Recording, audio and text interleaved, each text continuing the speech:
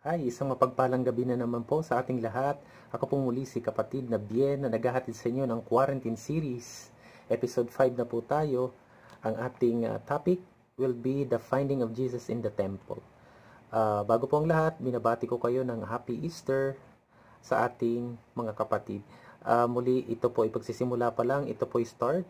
The Easter celebration will be until the Pentecost. So, hindi po ito isang araw lang.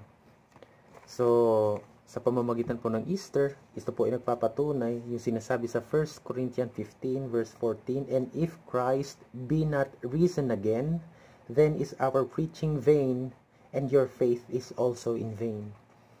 Ibig pong sabihin, kung hindi po talaga nag-resurrect si Jesus Christ at naganap ito, lahat po ng ating pinananampalatayanan sa Kristyanismo ay mawawalang bisa.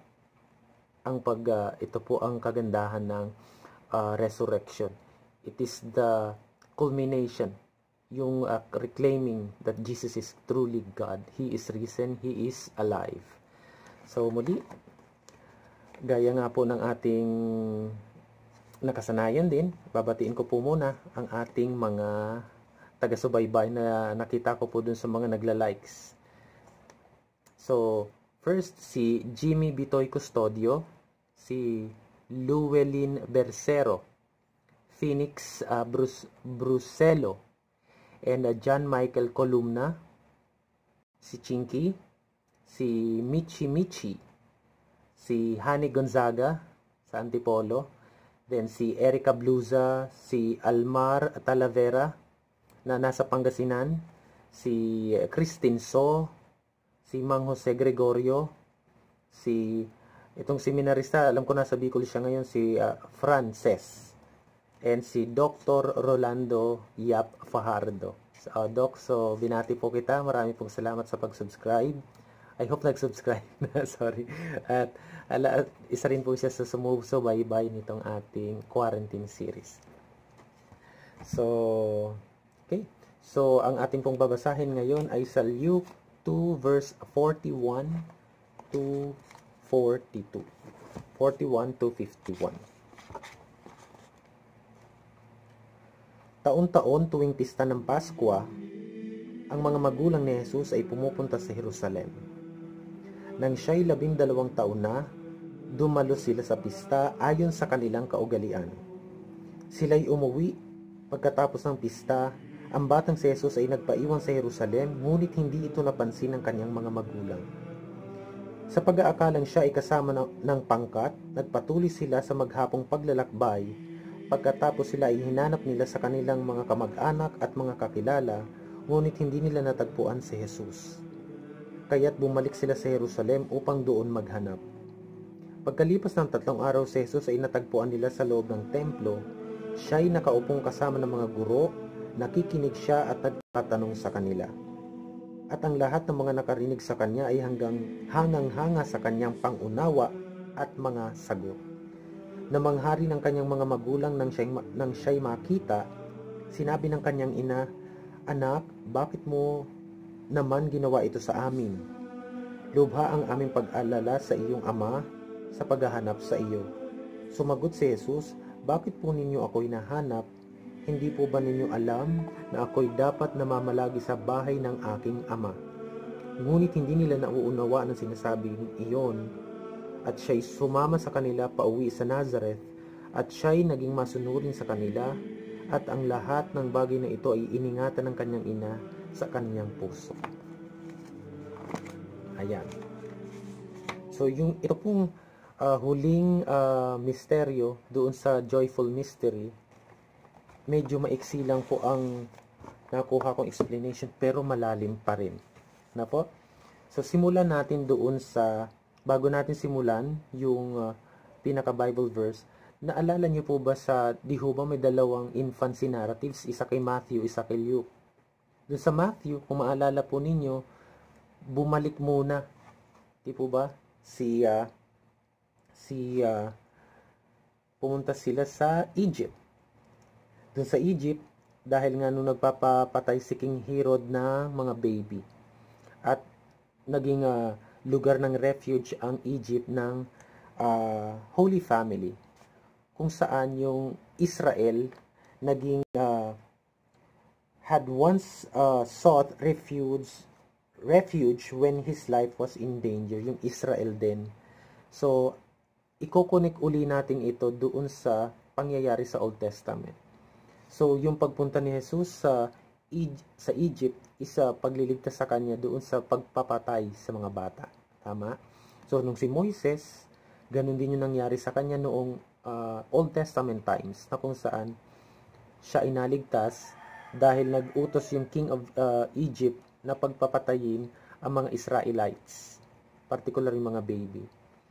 So, ibig sabihin sa New Testament, Jesus Christ is the new Moses. Yun yung pinaka-meaning nun.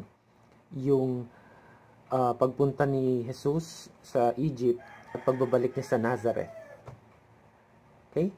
So, bago tayo magpatuloy doon, again, gusto ko lang ipagbigay din si Jesus Christ is the new Moses. Kaya nga sa Hosea 11 verse 1, calling out of Egypt as a son. Ito nga po yung Israel. At mula rin si Jesus, ang Holy Family from Egypt, pabalik sa kanilang bayan. Kaya Jesus Christ is the new Moses. Ngayon, may nabanggit po doon na Nazareth. Yung Nazareth doon is, magtataka tayo, bakit bumalik sila sa Nazareth? Una, kung babalikan natin ang kasaysayan ng Israel, Jesus Christ is the new Moses, Jesus Christ is greater than Solomon, Jesus Christ is the new David, Jesus Christ is the new Israel, the new covenant, the new temple. And lastly, he is the new Samson. Samson is a judge na nanirahan din po siya saan? Sa Nazareth. Sa Nazareth, doon din makikita yung si Haring David. Si Samson kasi at si Samson ay tinawag na Nazirite. He was a famous judge stayed in Nazareth, which means consecrated, meaning ng Nazirite. Kaya mapapansin ninyo, isang biblical point of view, bakit mahaba ang buhok ni Jesus Christ. Minsan kasi may nagtatanong, bakit yung portrayal natin sa picture ni Jesus Christ is mahaba. First is royalty po kasi yon. Meaning ng pagiging mahaba buhok is royalty. Next, yung pagkakaroon ng mahabang buhok is pagkakaroon ng pagiging, ayon sa Biblia, is kalakasan at kapugian at pagiging tunay na lalaki ang pagiging mahaba ang buhok nung panahon nila. Pangatlo, isa po itong panata. Ano po ibig sabihin? Mismong si Pablo ay mahaba rin ang buhok kasi siya po rin ay namanata. Mababasa iyan sa Gawa 18:18. Okay? So sa Gawa 18:18, dun pa lang nagpagupit si Paul ng kanyang buhok. So, saan naman makikita na si Jesus Christ is tinawag ding Nazareno? Kaya minsan, di ho ba, pag nagkakaroon tayo ng January 9, yung parada ng Black Nazarene, minsan sasabihin nila, saan sa Biblia na si Kristo ay tinawag na Nazareno? Biblical po yun. Yun po ay mababasa sa Matthew 2 verse 23. Sahin ko po.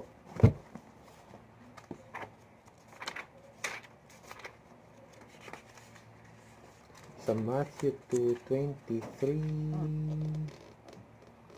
At doon nanirahan sa bayang Nazareth, sa gayon natupad ang sinasabi ng mga propeta na siya'y tatawaging Nazareno.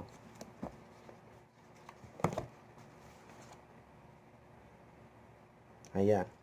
At pag nagkaroon ka daw po ng panata as Nazarite, ayon sa Bilang 6 verse 5 to 21, huwag daw pong magpapaputol unless magampanan mo na yung iyong panata. Yun din ang ginawa ni Paul sa Gawa 18:18. Yan. So, di ho ba panahon natin ngayon ng COVID? Sa COVID, may kanya-kanya tayong ginagawa. May kanya-kanya tayong limitasyon ngayon. Alam niyo po, minsan babalikan natin yung kasaysayan ng Israel. Parang bayan na nangyayari ngayon, yung mga nangyayari sa paligid.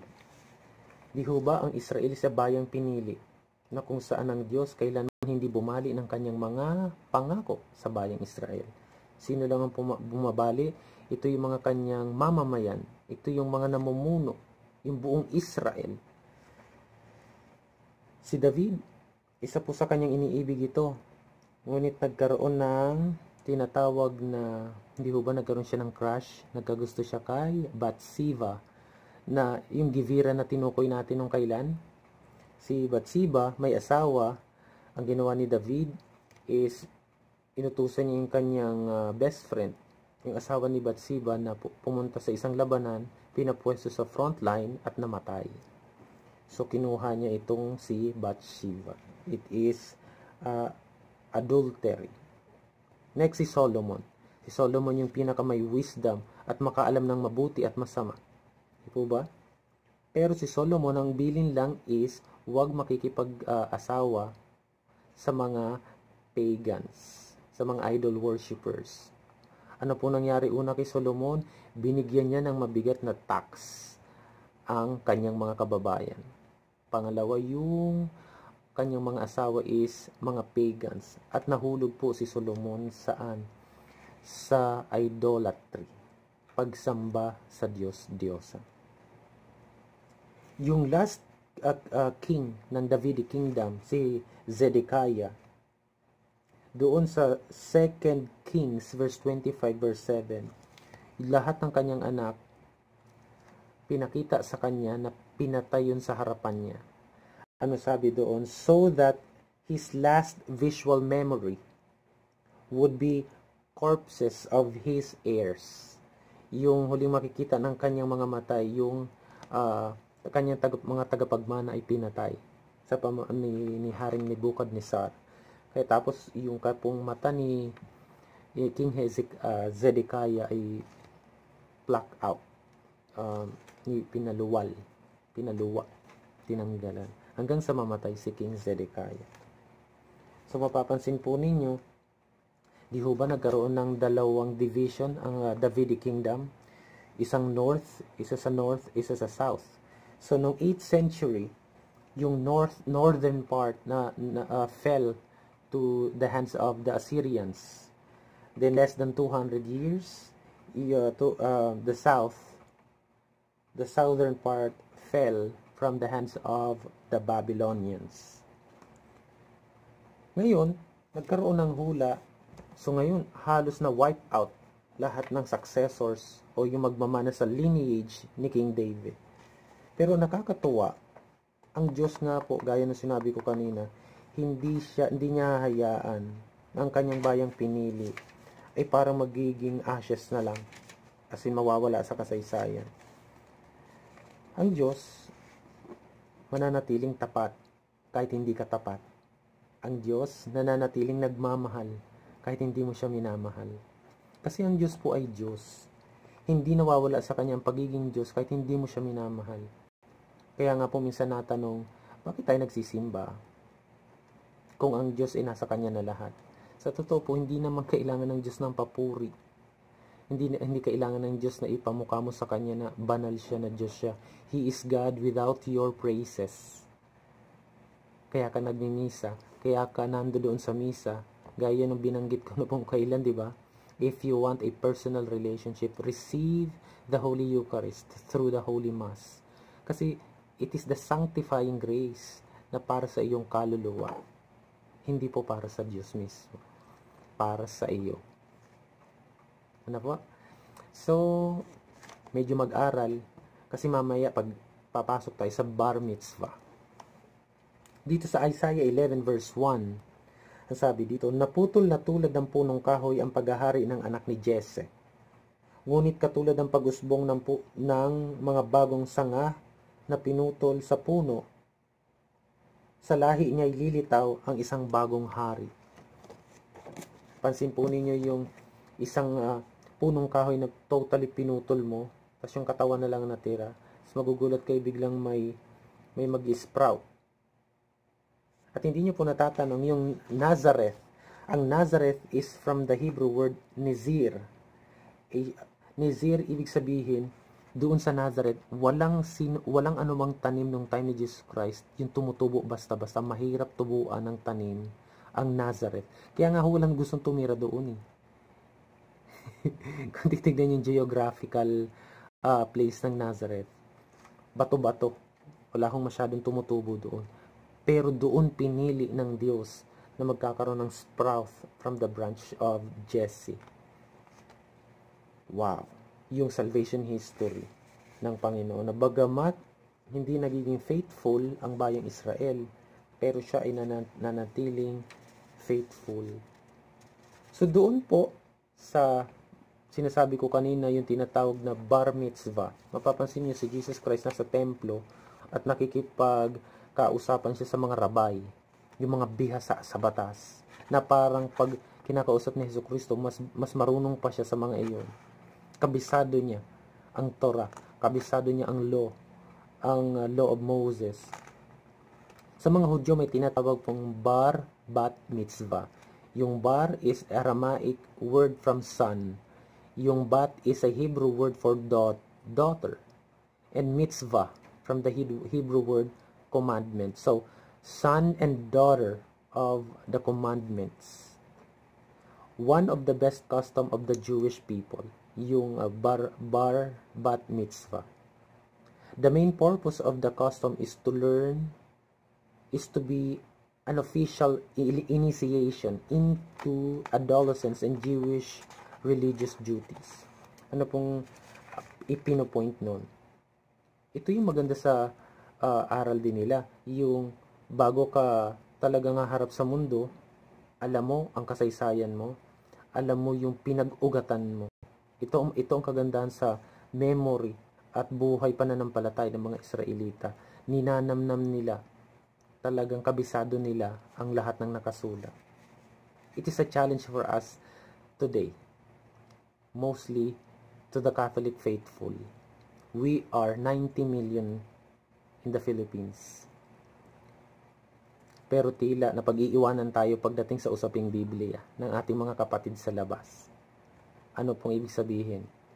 Nahihiya tayong i-proclaim yung beauty ng faith, yung proclamation, even the basic of the Bible,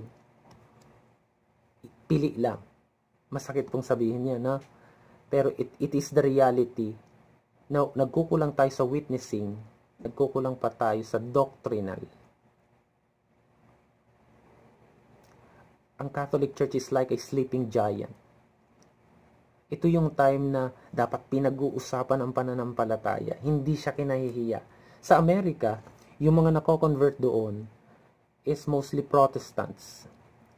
When they are converted to Catholicism, hindi rin nila iniwan yung pagiging protestante nila kasi doon nila natutunan magbasa ng Biblia. Pero nagulat sila nung na-convert sila into Catholicism. Why? Kasi pagpasa, halimbawa, si Steve Ray, halimbawa si Scott Hahn, one of the famous converts sa Amerika, na pagpasok niya sa simbahan, kasi ang alam nila na mga Katoliko walang alam sa Biblia. Pero nung una siyang nakinig sa Holy Mass, from the start to finish, biblical daw lahat ang narinig niya. Alam niyo po, may kasabihan sa Amerika, isa itong si Fulton Sheen, Venerable Fulton Sheen. Ang sabi doon, there are millions in the United States na kung ano yung pagkakaalam nila sa Catholic Church. Millions, thousands na alam nila sa Catholic Church. Ang Catholics sumasamba sa Diyos-Diyosan. Walang Pope, walang Purgatory, walang Rosaryo, walang Holy Mass. Pero, doon sa mga nagsasabi ng mga iyon, nagki-create sila ng sarili nilang muka ng Catholic Church. Pero hindi po yun ang tunay na muka ng Catholic Church. It is a challenge for us. The Church does not need entertainment. The Church needs to be trained to be a warrior, to be a evangelizer, to be a salt of the earth, light of the world. Yan po yung sinasabi ng gospel. Hindi po nakakahiya i-share ang mabuting balita. Being a Catholic, hindi po ito biro. Gaya po kanina nung binati ko kayo sa Easter, one time nagkaroon ako ng talk sa Kristong Hari about sects and denominations. Hindi ko po alam meron palang nakikinig doon ng mga free thinker sa likod, 6 sila. Nagulat ako, hindi po ako handa. Tapos gusto pala nila akong makausap. Ang tanong nila, gusto ko patunayan mo na totoo ang Bible. Medyo napalunok po ako kasi mukhang mahaba-habang usapan niya.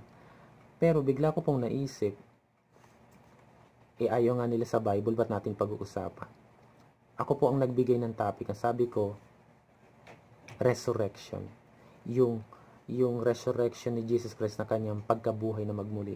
Patunayan natin na historical person si Jesus Christ, na buhay siya sa kasaysayan. Totoong nag-resurrect siya. At kapag mapatunayan nila na hindi totoo iyon, walang kwenta ang Biblia. Di po ba yun yung sinabi ni Paul sa 1 Corinthians 15:14? The rest is history. Nakakatuwa po kasi hindi po pang-aaway ang pagpapaliwanag ng Catholic faith. It is a faith and reason. Hindi po pang-aaway ang pagpapaliwanag ng pananampalataya. It is an obligation for us. Matthew 28 verse 19 to 20, when Jesus commanded us, "Go therefore, baptize all nations, in the name of the Father, and of the Son, and of the Holy Spirit." Hindi po pang-aaway iyon. It is a duty, a divine duty given and entrusted to us. First, to the bishop and priest of the church. And once we are baptized, tayo po ay ma-assignment din na ipangalat ang mabuting balita. Saan? Sa trabaho. Dalhin po natin ito. Dalhin natin saan? Sa pamilya. Dalhin natin sa pang-araw-araw na buhay. Gawin natin na tayo nagiging Kristo sa iba. Dalhin natin ito. Sa panahon ngayon ng COVID, sabi nga sa Veritas kanina sa misa, maging matapang tayo. Huwag tayong matakot sa COVID. Lumabas tayo. Lumabas tayo na kung saan tumulong, ilabas ang pag-ibig, pagmamahal sa kapwa, pagtulong. Hindi po ba yun yung power talaga ng Christianity?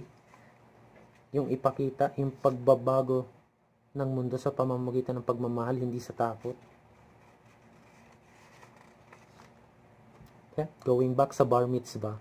Sa bar mitzvah, sabi doon sa librong kinotan ko is, wala raw main support sa Hebrew scripture ang bar mitzvah. Alam niyo po kung ano ang kinote nila? Ito, yung Luke 41 to 47, nung nakita nila si Jesus Christ, na ipinaliliwanag ang kasulatan. He is 12 years old. Kaya nga sa kanilang mga commentaries, pwede daw 12 to 13 ang magkakaroon ng bar mitzvah. Kaya nga sa ating mga Katoliko, mapapansin ninyo, meron tayong catechism, 12 years old. Huwag nyo pong ipinagdadamot sa mga anak ninyo ang matuto ng pananampalataya. Ilan sa ating mga kabataan na marunong humarap sa pag-uusap tungkol sa Biblia? Challenge yan sa bawat pamilya ngayon. Yung modern times, hindi po hadlang yan para magkaroon tayo ng pag-aaral ng Biblia. Dahil kung wala kang alam sa Biblia, anong maipamamalita mo sa iba? Na po, doon tayo napag-uulihan. Pero, dapat it goes hand in hand. Hindi lang tayo more on Bible. Huwag niyo pong misunderstood yun or ma-misinterpret. Bible and the faith and works should be go hand in hand. Kasi po, minsan, aanuhin natin yung kabisado natin yung letra por letra. Pero yung simpleng kababaang loob at pagmamahal sa kapwa, nakalimutan na natin. So, iba po yun. So, dapat, nakakapag-convert din tayo ng mga kaluluwa na hindi lang po letra por letra. Kailangan nakikita rin sa ating mga sarili yung sinasabi natin. Sa gayon, ang mabuting balita, ang Holy Spirit ang bahalang mag-convert sa mga kausap natin. So, next, ayun. So, balikan ko rin po yung, di ba sa bar mitzvah nga, Doon natin nakuha yung gaya din ginagawa natin sa catechism, yung 12 years old. Balikan ko lang din po yung 2 Kings, 2 Chronicles 7:14. Ang sabi doon, kapag ang aking bayan ay matutong manikluhod, magsisi, patatawarin ko sila at ibabalik ko ang kasaganaan sa kanilang lupa. Yan din po ang kailangan natin ngayon sa COVID-19. Pag-pray na natin na matapos ito, magkaroon na ng gamot para sa mga ito. Kasi lahat po tayo apektado na. Ano po? Balik tayo doon sa 3 days. Doon sa 3 days, ito yung magpapaalala sa, di ba naramdaman na ni Maria at ni Jose yung pagkawala ni Jesus? Yan po is a fourth state of 3 sorrowful days that would end in joy of resurrection. Pinapaalala nito yung pagkamatay ni Jesus Christ. Kaya nga di po ba doon sa last video na tatarakan ka ng patalim. Ang ginamit kong Greek word doon is rhomphaia. Isang Thracian javelin sword na napakahaba. As in, kung ikaw ang matusok noon, lalo sa puso, kung literal, ay grabe. Ipopost ko po yung picture para makita ninyo. Nung sinearch ko yung rhomphaia, ang sakit. Ganon yung naramdaman ni Maria. Kaya nga po nung nakita si Jesus Christ doon sa templo, pinapaalala yun ng Psalm 69 verse 10. Reminding them, also the apostles, na yung mangyayari yung pagki-cleanse ni Jesus Christ doon sa temple. Sa Isaiah 69 verse 10, i-connect natin sa John 2:17, yung cleanse ni Jesus Christ kasi ginawang tindahan, yung templo, yung kabanalan ng templo. And also, it is a challenge for us Catholics na ang church natin is not a palengke. Ang Catholic Church, ang ating simbahan ay banal, manamit at pumasok tayong may kabanalan. Hindi po palengke ang ating simbahan. Huwag tayong magsimba ng mga hindi appropriate. At huwag tayong nagtatampo pag tayo napagsasabihan. Again, ang Diyos hindi mapili, pero magkaroon tayo ng pagsusuri sa ating mga sinusuot, lalo sa pagpasok sa kabanalan ng bahay-sambahan natin. Bahay natin yun, irespeto natin. Ano pa po? 3 days. Wala kang mababasa sa 3 days sa Old Testament in connection with the future death of Jesus Christ. Pero, may dalawa. Una sa Hosea 6 verse 1 to 2, ito yung Israel for 3 days na magre-resurrect. Pero, nung kinote ni Jesus Christ yung Mateo 12:38 to 41, yung 3 days of Jonah, ito pala yung isang connection. Yung binanggit doon sa Jonah 1:17 verse John 1:17 patuloy hanggang 3 verse 3. I-quote ko na lang po, no? Doon sa the belly of Sheol, the pit. These are the standards of Old Testament terms for the realm of the dead. May binanggit po doong the belly of Sheol. Sheol is the part of the righteous people sa Old Testament. Kasi po sa mga Hudyo, kapag ikaw ay namamatay na mayroong kabutihan, ito po yung Sheol, sa Greek is Hades. Kasi ang hell is may dalawang meaning, Gehenna and Hades. Hades is the equivalent of Sheol. Sa New Testament, equivalent yun ng purgatory. Okay, so doon sa yung soul na nabanggit, soul fainted within me, is another saying that he died. Kasi di po ba ang pagkakaunawa natin, si Jonah is buhay doon sa loob ng whale, pero sa totoo po sa kanya palang prayer, kung babasahin natin ang buo, namatay si Jonah. Then he was vomited ng whale after 3 days. Then sabi ni Yahweh, arise, kum, Q-U-M, kum, from the Hebrew word arise, kum. Ginamit yan ni Jesus nung yung sinabi niya kay Jairus' daughter sa 5:41, arise, bumangon ka. So ayan. So, maiksi lang po yung episode ngayon dahil naaabang siya ngayon sa susunod na mystery, yung baptism of our Lord. Ang ganda po nung meron na po akong script. So, i-review ko na lang ulit. So, muli, maraming salamat po. Bago ang lahat, panghuli, God was born in time to teach us about His birth in eternity. And then, salvation is more than knowledge and more than forgiveness. As great as though gifts are, to be saved is to live like God and to love like God. Ang gulo po, no? Ibibigay ko na lang yung letra dyan para maintindihan natin. Muli po, hindi po mahalaga yung the way how we read the Bible. Kung paano natin natatandaan yung mga talata. Ang challenge ngayon is how to live what we preach. Na sa gayon magkaroon tayo ng kapayapaan sa mundo na kung saan nagkakaunawaan tayo, hindi tayo nagpuputol ng bridge sa bawat isa. Muli po, maraming salamat. Ito pong muli si Kapatid na Bien.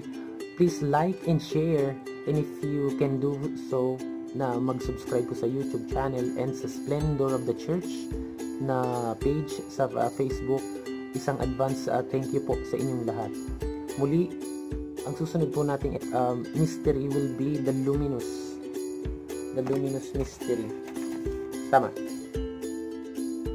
Luminous mystery. So, another 5 videos. Muli po, maraming salamat sa inyong pagtsatsaga. Again, marami pong salamat and God bless us all.